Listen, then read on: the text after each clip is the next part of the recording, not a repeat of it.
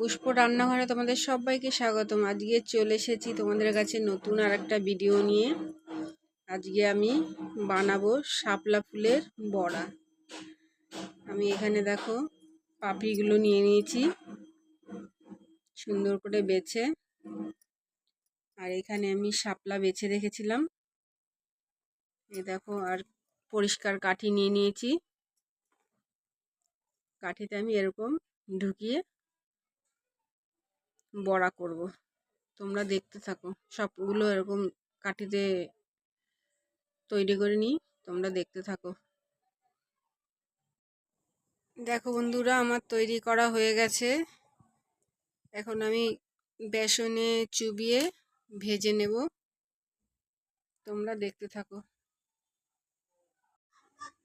আমি এখানে শাপলা ফুলের বড়াটা করার জন্যে তোমার একটু বেসন নিয়েছি, বেশিরভাগে চালের গুঁড়ো নিয়েছি যাতে মচমচে হয়।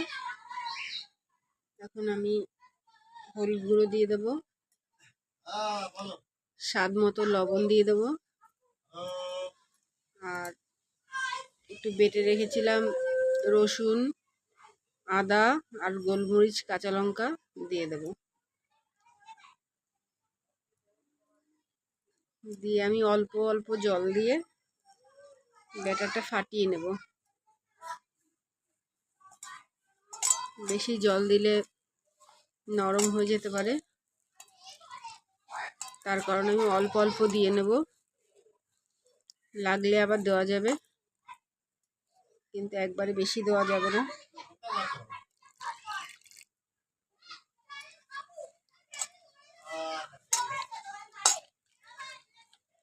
সন্ধেবেলার টিফিন ভালোই লাগে, আনকমন জিনিস। এখন আমি ভালো করে ফাটিয়ে নেব।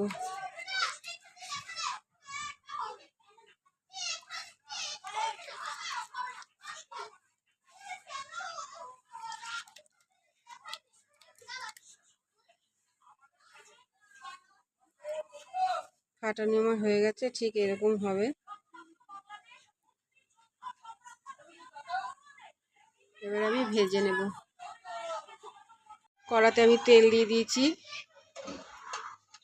তেলটা গরম হয়ে গেছে। এবার আমি এক এক করে দিয়ে দেব।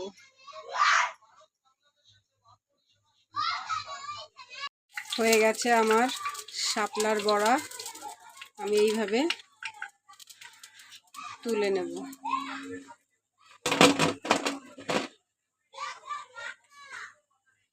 দেখো বন্ধুরা, কত সুন্দর হয়েছে।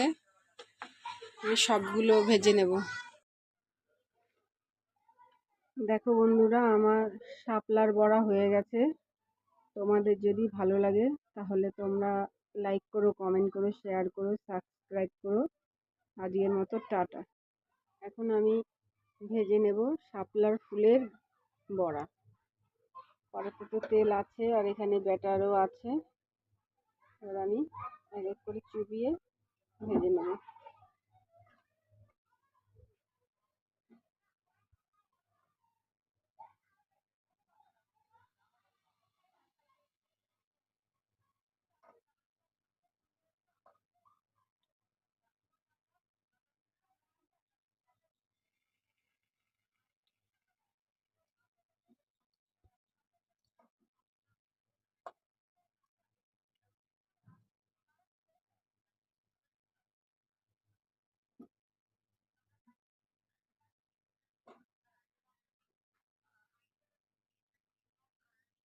তোমরা চাইলে মুখরোচক খাবার এইভাবে বানিয়ে খেয়েই দেখতেই পারো, দারুণ লাগে। চায়ের সঙ্গে একদম ফাটাফাটি লাগবে। মচমচে শাপলা ফুলের বড়া।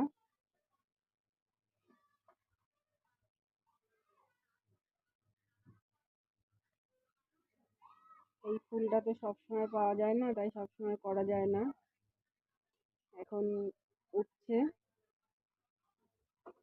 তাই আমি এখন নতুনত্ব করে দেখালাম। তোমাদের যদি ভালো লাগে তাহলে তোমরা লাইক করো, কমেন্ট করো, শেয়ার করো।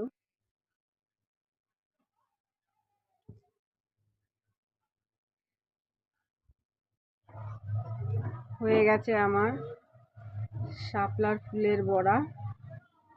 এবার আমি তুলে নেব। দেখো কিরকম মচমচে হয়েছে।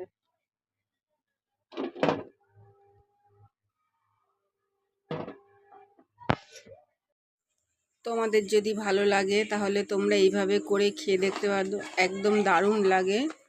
আর দেখো কিরকম মচমচে হয়েছে, দেখেছো? আর যদি ভালো লাগে তাহলে লাইক করো, কমেন্ট করো, শেয়ার করো, সাবস্ক্রাইব করো। আজকের মতো টাটা।